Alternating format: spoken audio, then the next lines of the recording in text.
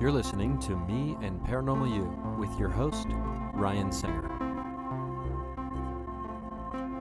It's more fun to believe.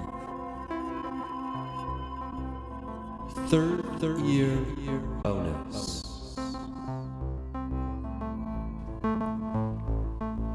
And welcome to the show. This is your buddy Ryan Singer. Thank you for listening to another 30-year bonus of Me and Paranormal You. Does the voice sound deeper than normal?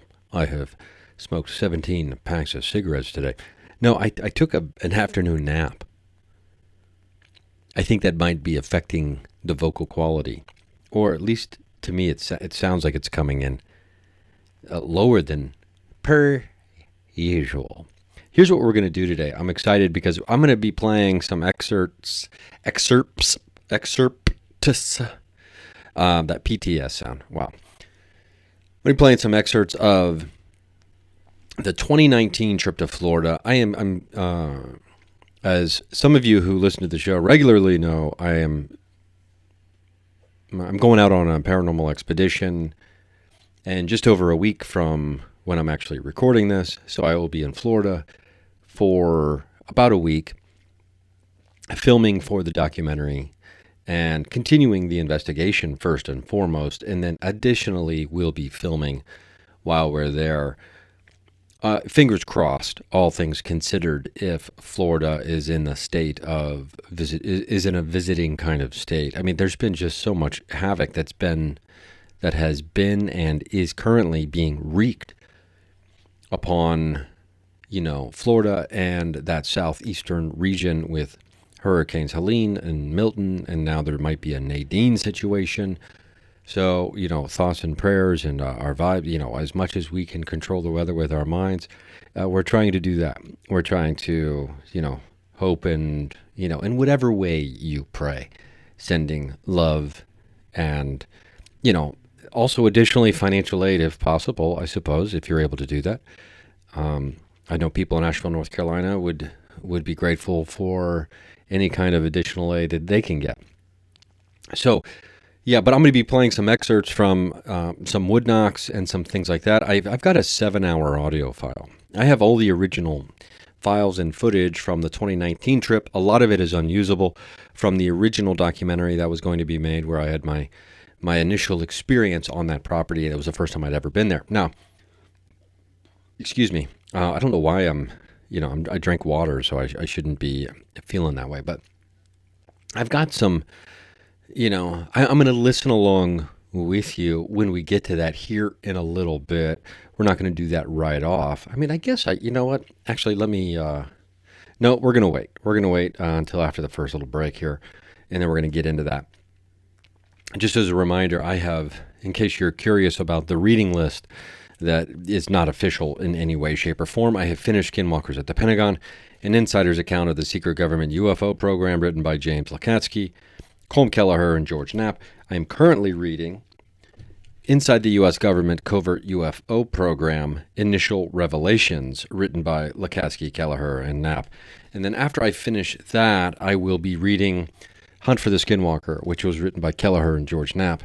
And that came out quite a bit ago, but it was the inspiration for the AAWSAP program, essentially, and a lot of the people involved. Now, the interesting thing is, when you're reading the second book from the trio, the LKK trio, Lakatsky, Kelleher, and Knapp, you realize that, okay, there's clearly another book coming out. This is where there'll be more revelations. How many of these books will emerge at some point? Who knows? But we've got 2 so far, and for sure it sounds like we're going to be having 3. At a minimum, we're going to be having a 3. So just to touch on some of that, like you might be asking yourself, well, Ryan, is it worth me spending a lot of time? Because Skinwalkers at the Pentagon is more of a story. Okay, now inside the U.S. government covert UFO program, Initial Revelations, the sequel, which is kind of a clumsy title, I suppose. It doesn't roll off the tongue, let's just say that, but it's not meant to, as it reads so far, and I'm not, I'm maybe 1/4 of the way through.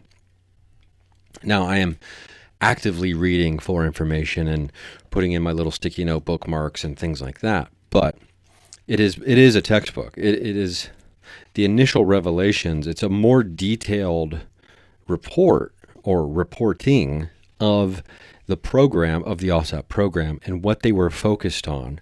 When the first book, Skinwalkers at the Pentagon, really kind of extrapolated and got into the paranormal effects and the psychic effects, the human element of the people who had encounters with UFOs and or had spent time at Skinwalker Ranch.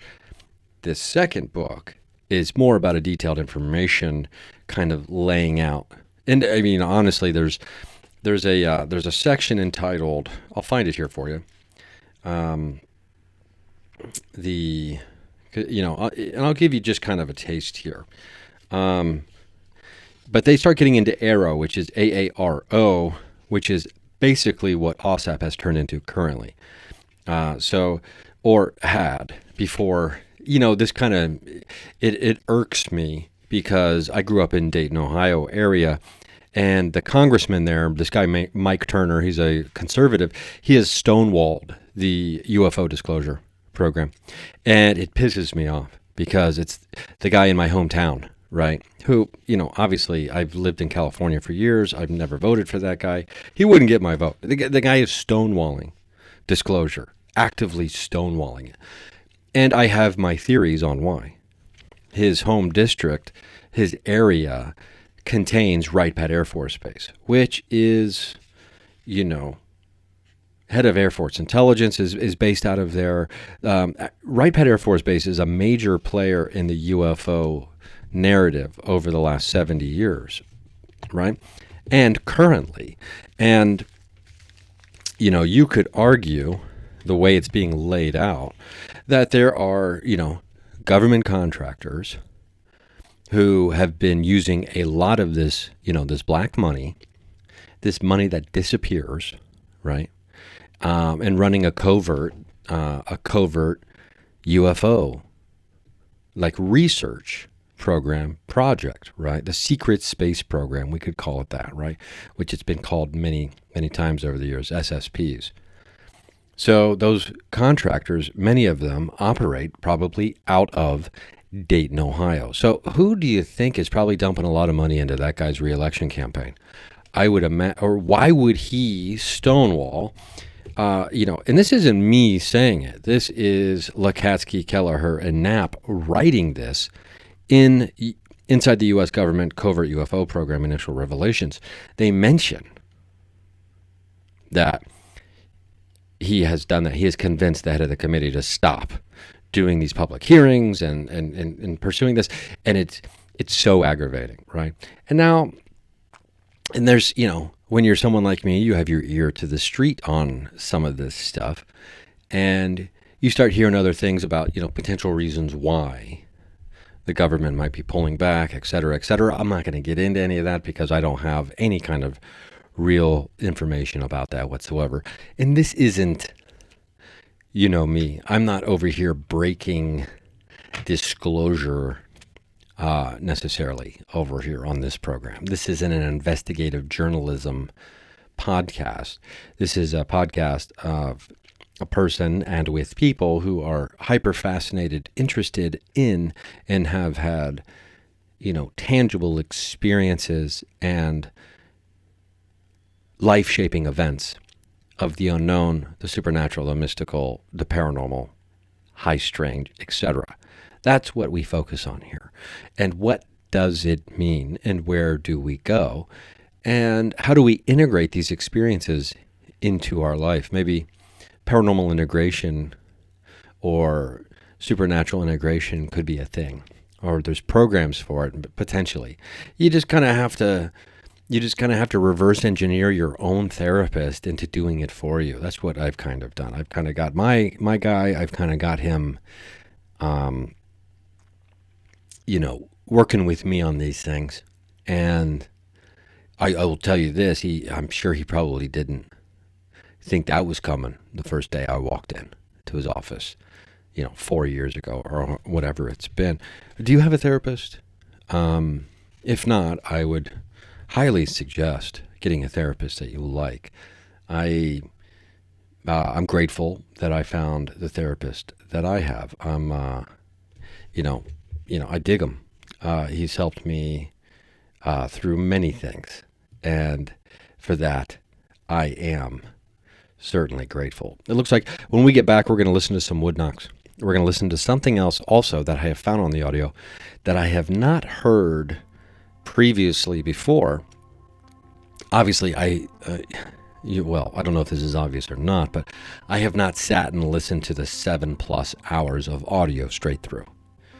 That is called some next level reviewing of footage / audio, right? There are paranormal investigators out there who have the druthers to do such a thing, but at least at this time I have not. So we're going to be right back. Just a reminder, patreon.com/Ryan Singer. $3 a month gets you commercial-free episodes all day, every day, baby. Well, not every day. Who knows? Maybe I'll start doing episodes every day. I'm feeling like I might want to.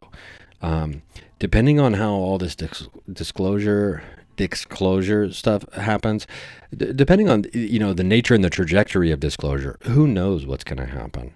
And I'm being swallowed by more and more of these projects. So we'll see. We'll be right back after a short break.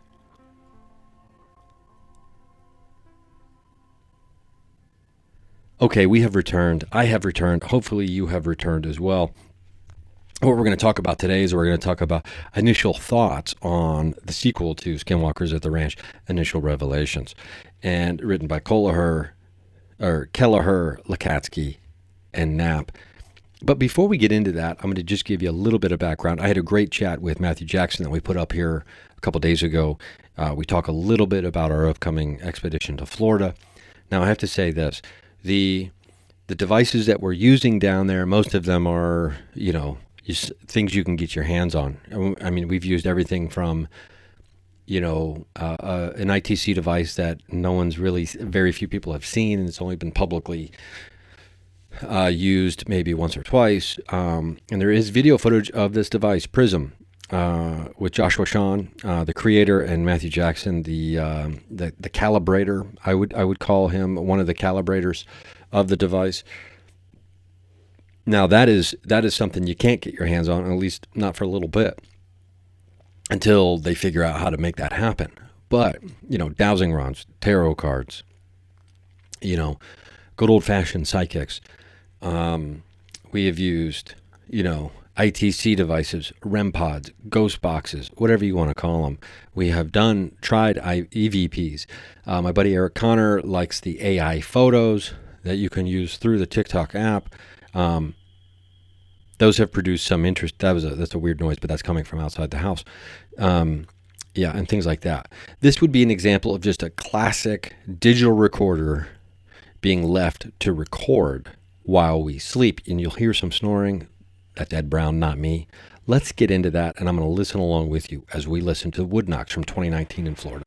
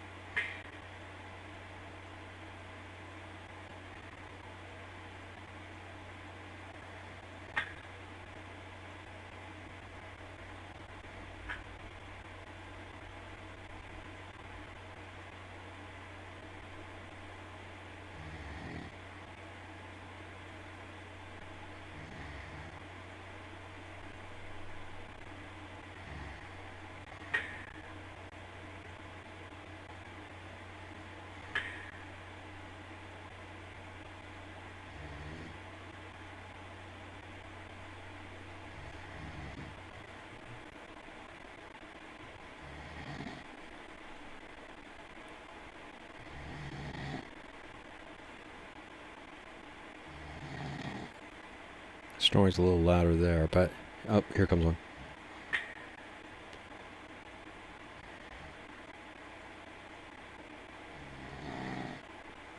Now, I have been in the room with Ed a bunch of times when he's been asleep.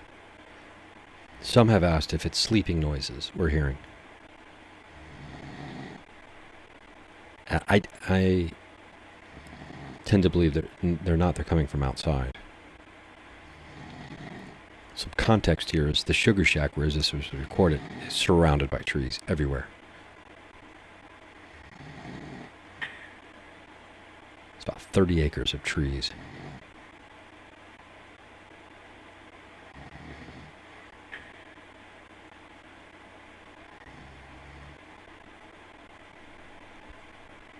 And towards the end here, we'll hear something that I hadn't heard previously.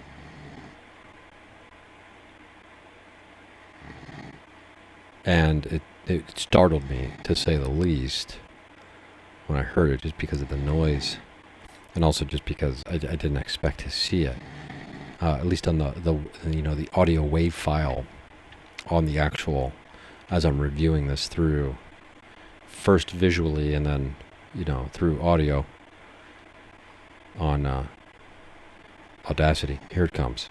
It's coming up here in a couple seconds.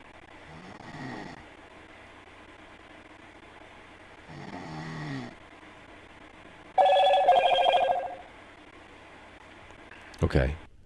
Now that is, what that is a walkie-talkie noise going off. That's some kind of, for some reason the walkie-talkie had been activated. Now there are other sections of this audio, the 7-hour audio, which again, I have not had the time, the time to go through, where the walkie-talkie shows up.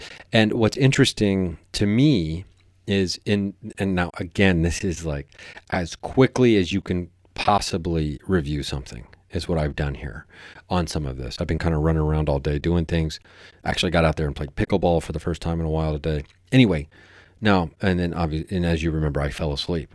I had a heat nap come over me. Now, what I've noticed here is, at least in 2 or 3 different spots, just real quick looking visually through the audio file and seeing spikes in audio and being like, okay, I wonder what that weird, something obviously is loud in this section, so you go check that out, right? The walkie-talkie goes off at least a couple of times, and it is either right before or right after what I believe are wood knock noises. So I don't know what that correlation may or may not be. Now, to give some additional context to this, it is my guess and my assumption here that what we're listening to is anywhere from, 3:30 in the morning, maybe 2:45 in the morning, 2:30 in the morning, until roughly 6:30, 6:45 in the morning. Because the file is about a little over 7 hours long, and towards the end of it, you hear us talking. I know I didn't fully, at least, fall asleep for the long haul, meaning, a steady sleep that wasn't interrupted by waking up every 15, 20 minutes or something, just by kind of, wondering if you hear something, that kind of stuff, because you're kind of scared, or at least I was, sleeping in the Sugar Shack. It was very late, because I don't know if on this particular night it was happening to me, but one of the nights I really had to take a pee. And I don't know, if you're me, you don't go out in the dark by yourself in the middle of the night on a place that has all these stories attached to it. Your first time there, you've only been there a couple nights maybe, just to go take a pee outside the Sugar Shack, which is, considered to be the epicenter of activity, where people have seen creatures, people have left with, there's a story of someone close to the family who was sleeping in the Sugar Shack with someone else, and then they saw, I think it was an arm, like a hairy arm or something, go by the window, and that would be like the window facing the driveway, so the front of the Sugar Shack, where we have the digital recorder on the windowsill on the inside, that window, so the front porch window. And, just kind of got their gun and left as soon as the sun came up. Just terrified. I mean, they woke up the other person in the room when it happened. They said, get your gun. And then there was nothing out there. And then as soon as the sun came up, it was, see you wouldn't want to be kind of situation. Now, so that's just kind of the vibe there, right? So Yeah, so I don't know. I'd be interested in your thoughts. I don't know if there's any sleep scientists that are listening to the program, but maybe they can, let me know. Oh, that's definitely like sleep apnea noise or something. I don't know if that's actually the case, but nonetheless, you get it. So that's just I'm curious about, and the reason I brought this up is because we're getting ready to go back to Florida, and then I also am curious about the connection here between the walkie-talkie going off and also the wood knocks happening outside. We're going to be right back. We're going to take another quick break. Hang around. We're going to get more into Initial Revelations, the book by the trio who were running the secret, the AAWSAP, the secret government UFO program. And we're going to talk more about Florida, the paranormal, and its effects on people. We'll be right back.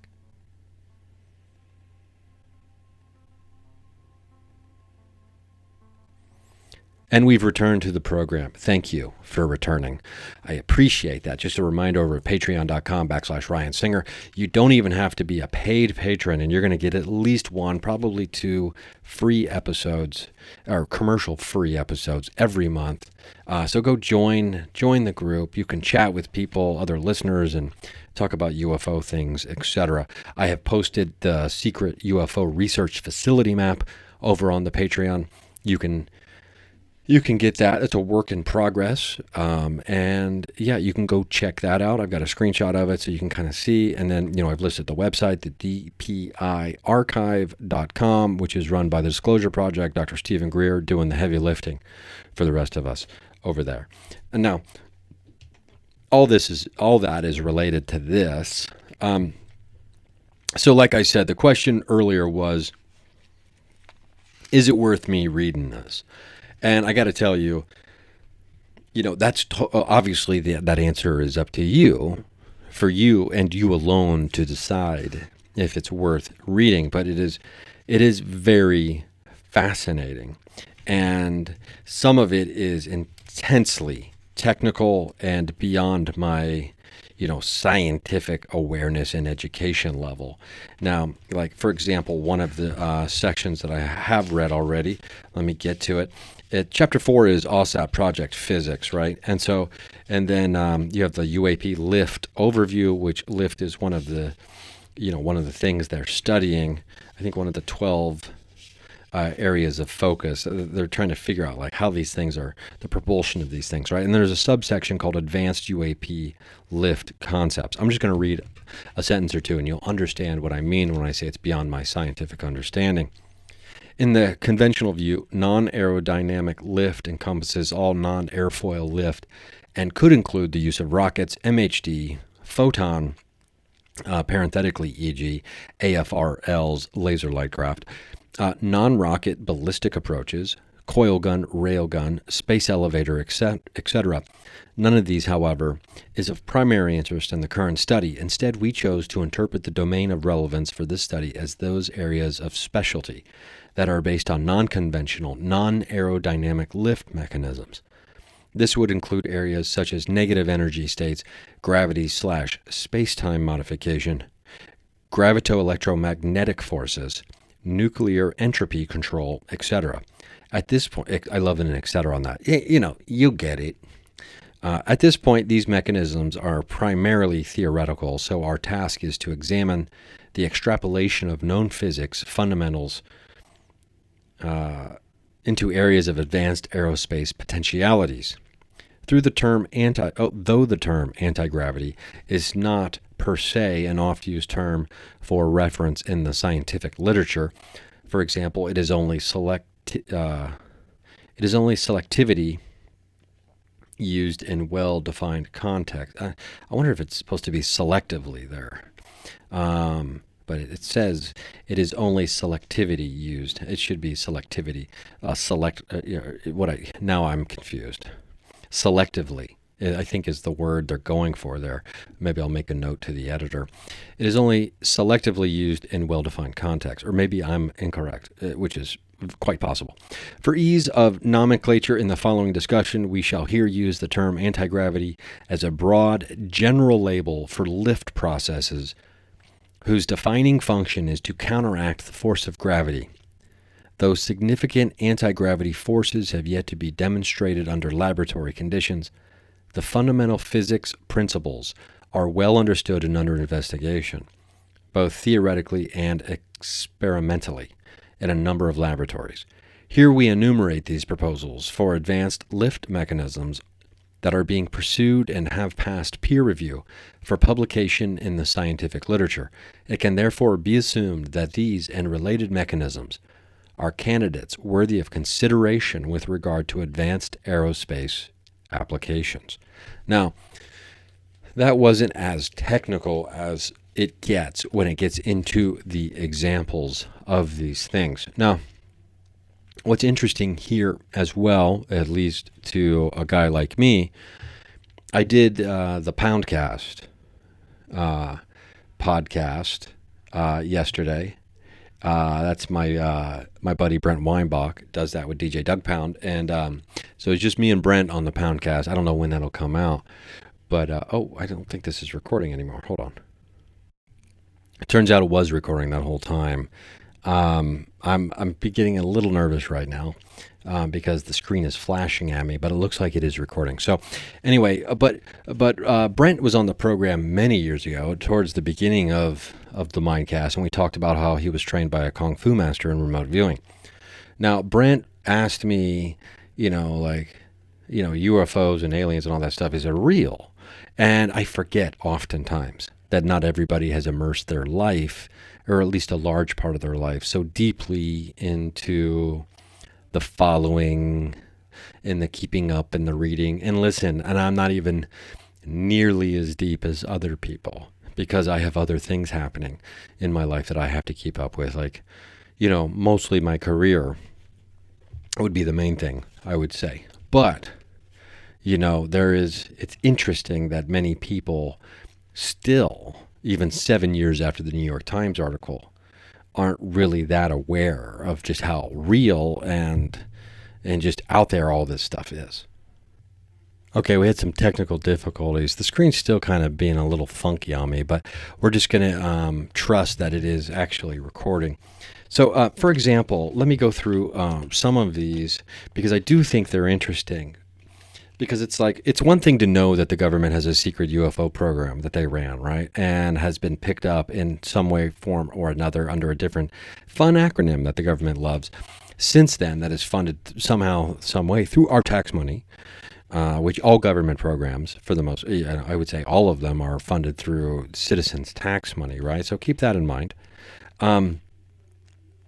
But it's one thing to know that there's a program. It's another thing to be like, okay, so what are they doing? And we know that they're trying to understand what are these crafts and, what are these things that we're seeing, but specifically, what does that mean? And that's where Initial Revelations, this follow-up book, gets into literally the nuts and bolts, you might say, of what are these UFOs.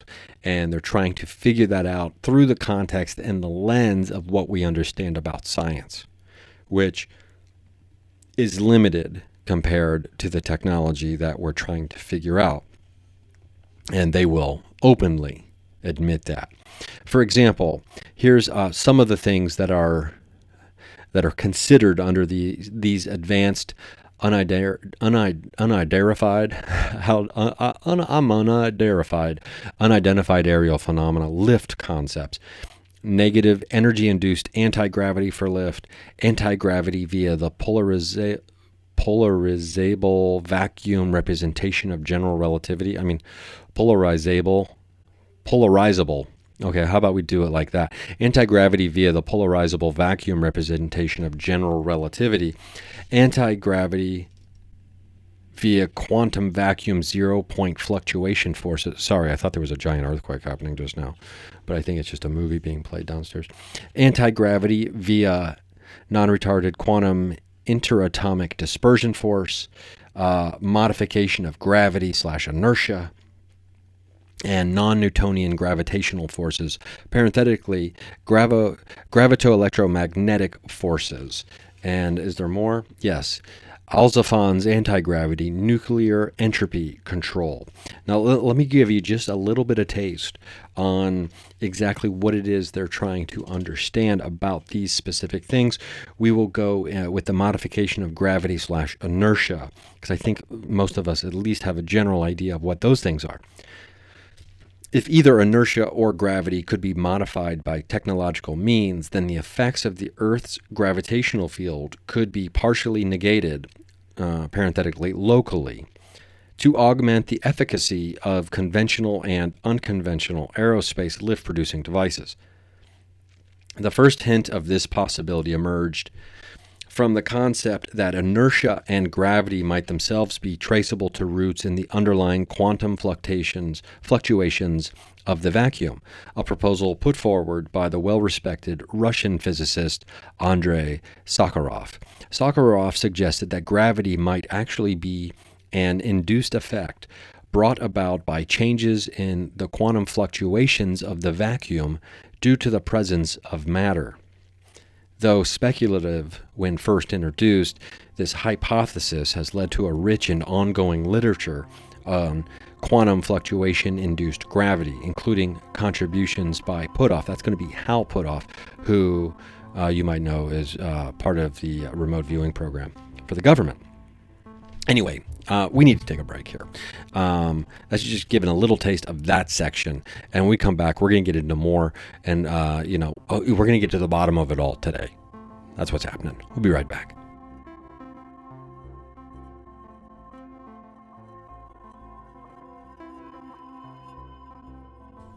And welcome back. I hope you're still here with us. We got some interesting things we're going to discuss here.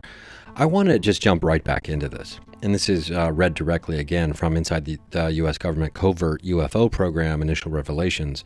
Again, not the smoothest title you've ever heard of a book, but it is kind of a textbook and a research and a resource text more than, a story that is being told or unfolded. I want to read a little bit about from the introduction, or the preface actually, from George Knapp, reporting from Capitol Hill in Las Vegas, September 2023. This is what I was referencing earlier about Dayton, Ohio. Finally, as of August 20th, 2023, two separate events had emerged that appeared to have slowed the momentum of additional UAP hearings in the House of Representatives. James Comer, the chairman of the House Oversight Committee, HOC, stated that any more hearings from the House Oversight Committee, quote, could cause serious harm to the reputation of the Department of Defense in the eyes of the public and should be avoided for the foreseeable future, end quote. As a result of this decision, there will be no more hearings on this topic by the HOC. Secondly, Representative Mike Turner from Ohio, who was the chairman of the House Permanent Select Committee on Intelligence and whose congressional district houses Wright-Patt Air Force Base, has conversed with and convinced HOC Chairman James Comer to stop any further HOC hearings forthwith. Now, this is what I love, right? This is, and I'm being the definition of sarcastic when I say love.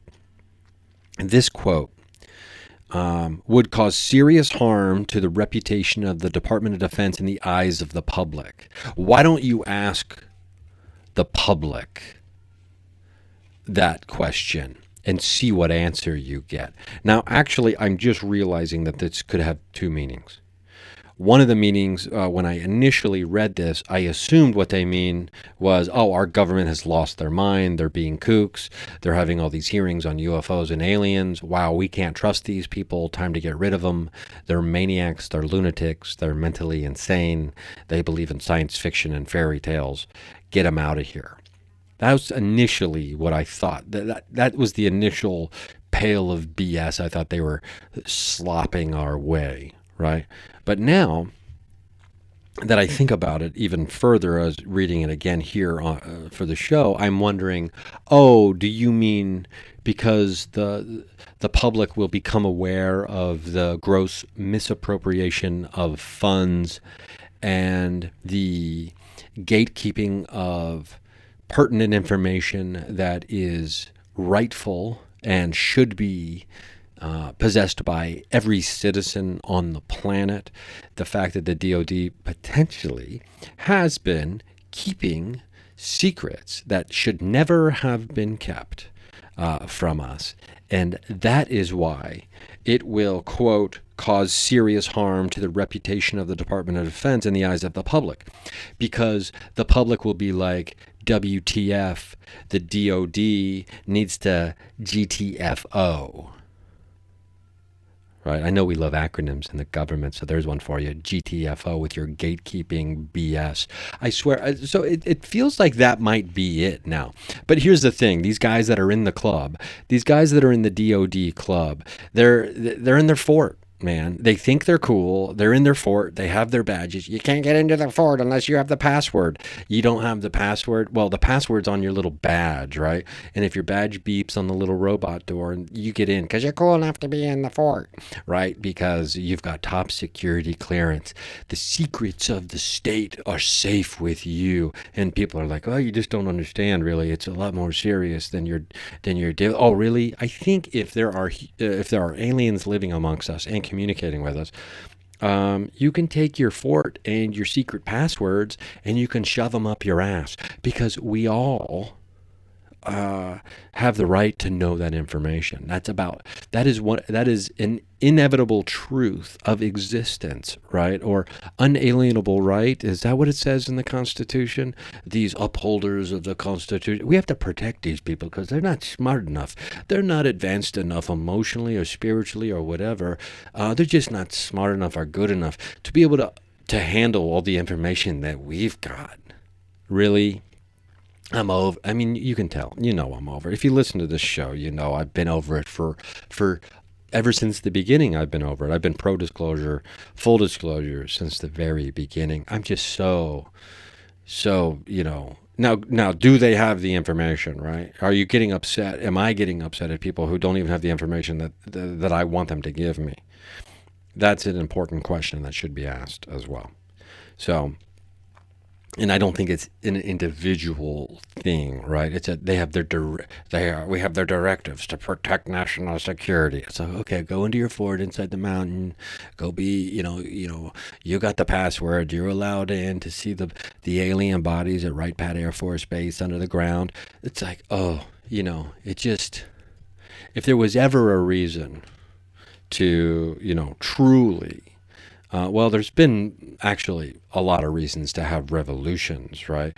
I'm not saying that, I'm not saying violent revolutions, by the way. A revolution of thought, a revolution of ideas, a revolution of, awareness, mentality, approach to living and moving forward into the future.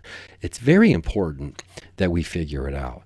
And, the clock is ticking, as they say, and I'm not a doomsday guy. And I hope to never again be a doomsday guy. And some of you might be going, what do you mean never again be a doomsday guy?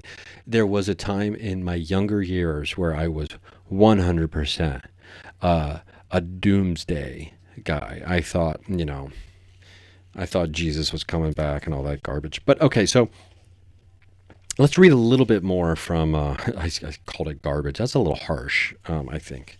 Let's just read a little more from the preface here, written by George Knapp. Even though AAWSAP is the wellspring from which all the other UFO programs emerged, the secretive undertaking might have never seen the light of day without other subsequent events. The unlikeliest protagonist of all, rock star Tom DeLonge, co-founder of the band Blink-182, proved essential to the current explosion of interest in UAP matters.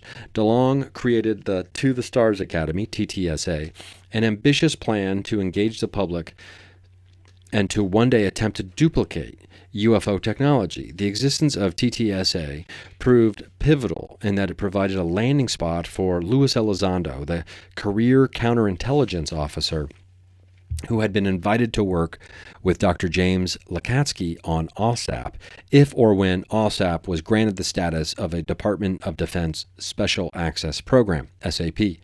Senator Harry Reid attempted to transition AAWSAP into a special access program in 2009. That request was denied.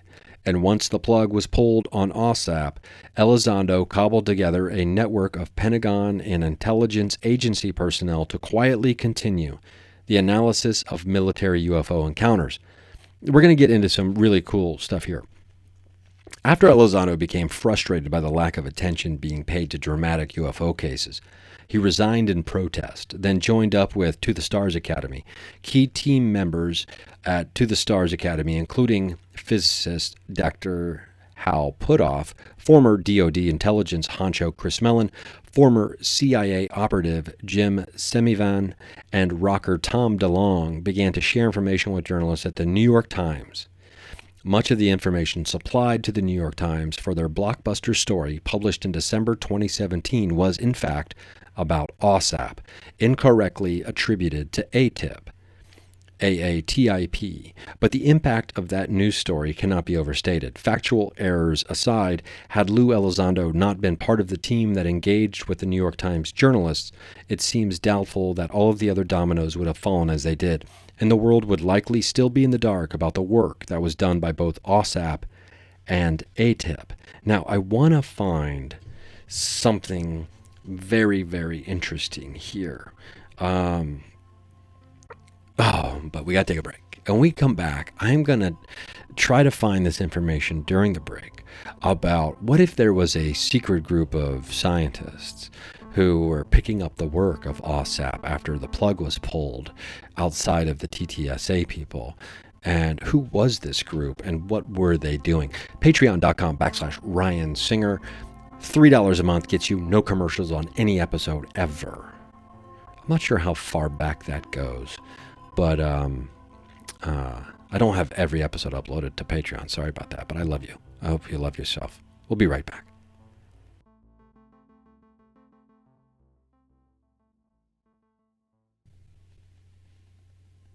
And we're back. And okay, so what am I even talking about here? A secret group of scientists and researchers and people. What are they up to? Well, before we get to that, just a little bit more from Initial Revelations. Knapp goes on to write, just as surprising as the about-face unfolding within academia and mainstream science. The bulk of the American scientific community likely still believes the UFO mystery is nonsensical tabloid fodder, not worthy of serious study. But the possibility that UFOs might represent technology made by a non-human, possibly extraterrestrial intelligence, has made major inroads in scientific circles in the past few years. Harvard astronomer Dr. Avi Loeb emerged as a serious proponent of multi-pronged investigations by mainstream science. Loeb's advocacy attracted support from other curious academics, including Dr. Gary Nolan of Stanford University and Tim Gallaudet, oceanographer, or Gallaudet, I don't know how you say this guy's last name, oceanographer and former Navy admiral who served as director of the National Oceanic and Atmospheric Administration, the NOAA. They are among 24 or so professionals who joined Loeb's newly formed organization dubbed Project Galileo. In July 2023, the Galileo scholars met for their second annual meeting and reviewed the findings from Loeb's field studies along with other projects initiated by other factions within the project.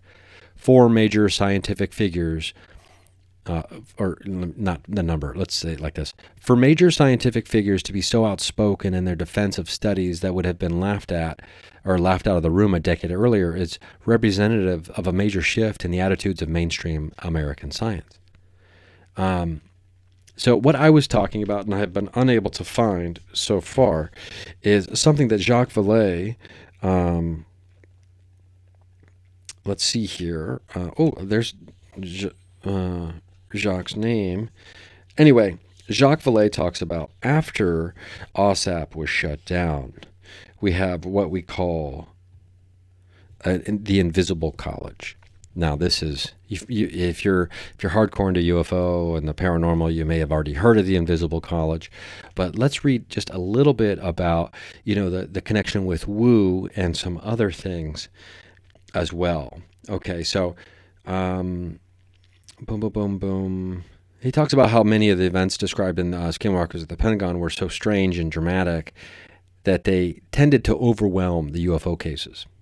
and incidents that had been investigated by teams from BASS. Now, they chose, it was a very purposeful choice for them to include all of that stuff, because they thought that you're not doing it justice. You're not honestly approaching the events because of the human factor of UFO sightings and things like that. And the woo was included in the study and in the book because they believed purposefully excluding other data or details provided by firsthand witnesses would not only be unscientific, but would mean the full picture of what UFOs represent would never be understood. And that's why the woo, quote unquote, was included. And as you know me, I am a woo-woo wild one. I love the woo.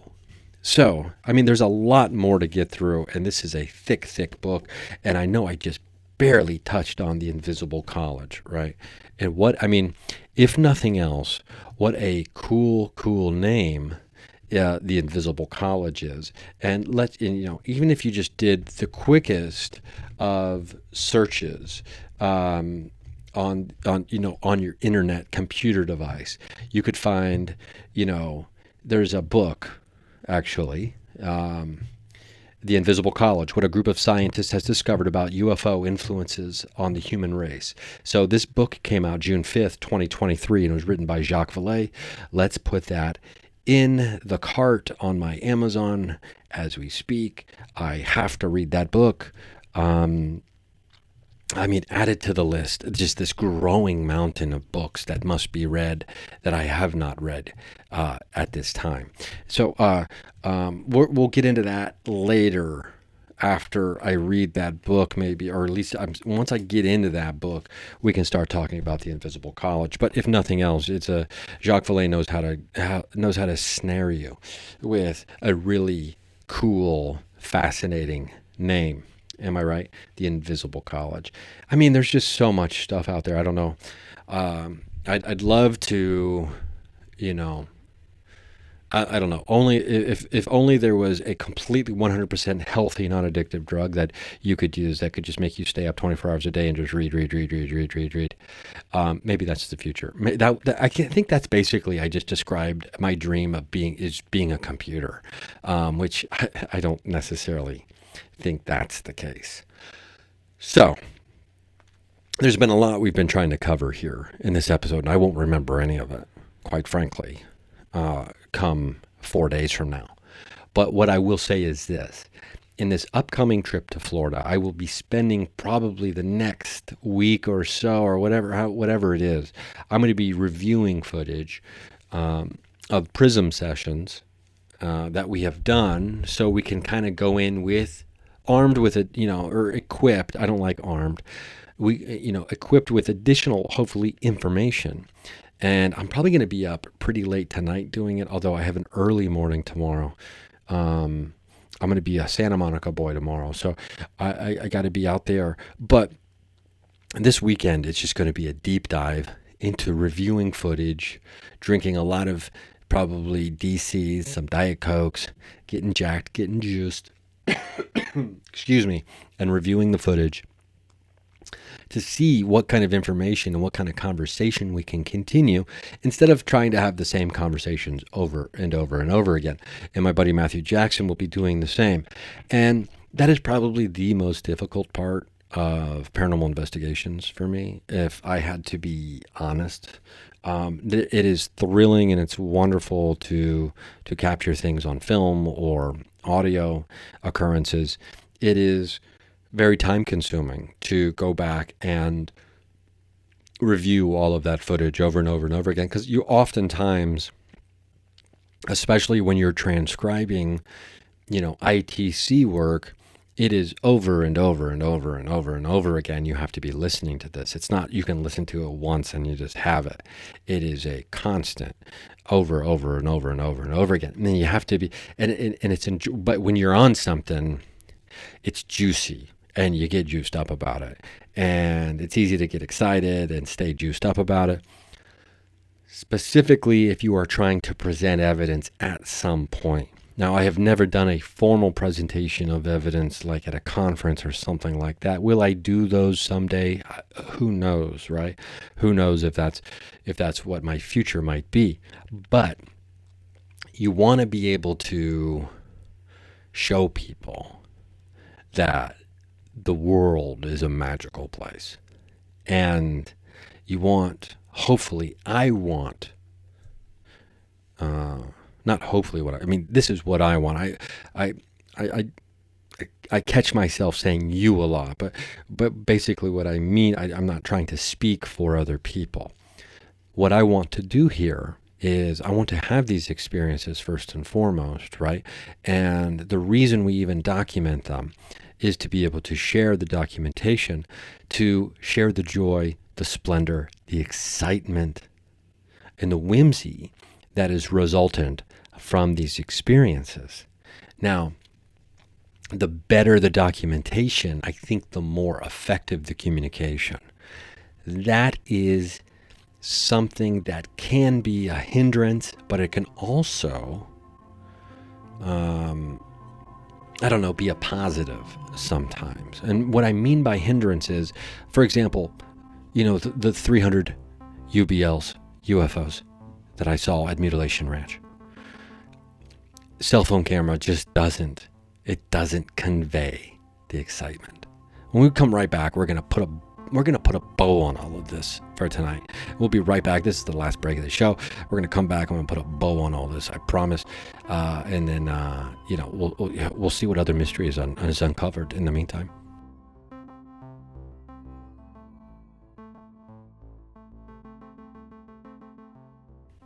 Okay, so I promise we're gonna put a bow on this. Now, what I mean, let me just follow up on that last thought before the last commercial break there. What I mean by hindrance, if we get caught up thinking we need the fanciest, the best, and the most technologically advanced, etc., that can be a trap.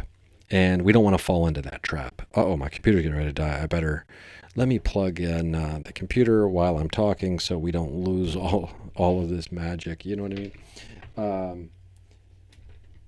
Okay, this is just live action. Okay, we heard the noise. That's good. We're okay. So anyway, what I mean by that, a candle fell over. Luckily, it was not lit. So we can get deflated, we can get discouraged and not even do it, right? We can go to do things, because I don't have the camera that I need to do this, so I can't go do it. We can't live like that. And I think FITS is a perfect example of using what you got to the best of your ability and letting the joy, the excitement, and the commitment and the passion of the project, hopefully shine through. And if you have an editor who can hopefully put it together in just even a decent way, like I hope that the FITS cut that I've come up with is at the very least decent, right? And early reports seem to be that I have at the very least done a decent job. I'm not over here thinking I'm going to win an Oscar for documentary filmmaking, but in the editing category. But if we can do a decent job of trying to show the passion, the commitment, the excitement, and the love of the project from the investigators, it doesn't matter if it's a handheld handycam or a cell phone or whatever. The content and the story itself will carry the day, as long as the audio isn't so distractingly rough and jagged and abrasive, because that will take a viewer out of a podcast, of a movie, of a TV show. To me, the audio is probably the most important aspect. Now, when it comes to, that's a whole nother thing to think about when you are trying to document experiences, phenomena, etc. The government and Lukatsky and AAWSAP and all these different people, they will call it, and they might take some umbrage with this. Well, I haven't said that phrase in a while, but sensors. Right? Sensors, these sensor equipment picking up measuring. It's the measuring of phenomena, the capturing and the measuring of phenomena, trying to understand it, right, through these sensors, through these different devices. Not all of them are cameras, right, or recording devices. Some of them are meters, et cetera, and things like that. But they're all kind of in that world, right, of what they're talking about. And that's why they love having like experts, sensory experts, right, or, physicists and things like that who know things about science and aerodynamics and propulsion and lift. And we didn't even get into the categories, all the categories that AAWSAP was focused on. And we can do that maybe next week or so. I'm going to do my damnedest to get my act together and do some pre-recording, because I'm going to be in the thick of it, and I'm not going to be able to post while I'm in Florida. So I'll have to get a couple weeks ahead here now. But the thing is, when it comes to doing these investigations as quote unquote amateurs or people who have other lives that they're living, you just do the best you can. And hopefully the joy and the passion and the excitement and the love of it will shine through. Now, we can't get caught up in trying to be a perfectionist, which is one of my fatal flaws, where I just keep working on something because it has to be, I have this vision for it and I want it to be perfect. Now, I have really kind of released that when it comes to this podcast, as you probably are well aware, that I no longer hold that perfectionist curse when it comes to this project, this ongoing, passion project for the last, we're coming up on 11, 12 years now. So now what's important to remember for me is that it's in the juice, right? And for example, those wood knocks, over the last 5 years since I've been hearing the recording of those wood knocks, I still get creeped out. And why do I get creeped out? Because I was asleep inside the sugar shack when those noises were happening outside. Now, I wasn't creeped out in the moment because I was asleep, but I will say this. It seems, you could hear it in my voice already, that I will be sleeping in the sugar shack in Florida on this trip. And the sugar shack is where the experience for me happened. Now, will I sleep while I'm in there? Only time will tell.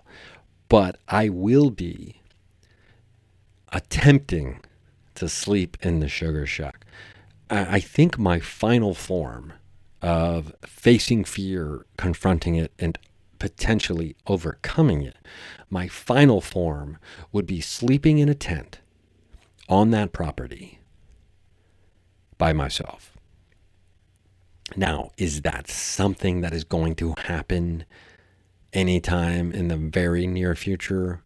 That seems so unlikely. It almost makes me want to cry thinking about it right now. It shatters me to think about doing that right now. So who knows? But I would have to be so exhausted to be able to fall asleep in that kind of situation. Can you imagine? Or maybe I would have such a beautiful spiritual experience confronting that whole thing in such a way. Who knows?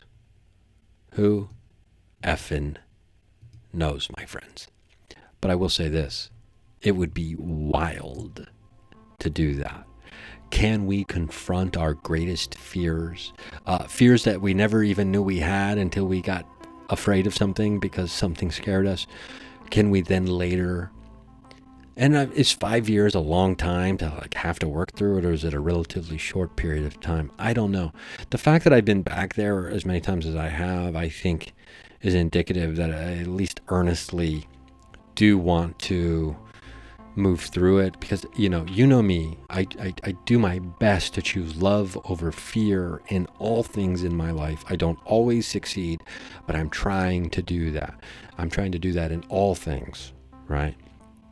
And everything else is shaped from that goal, right?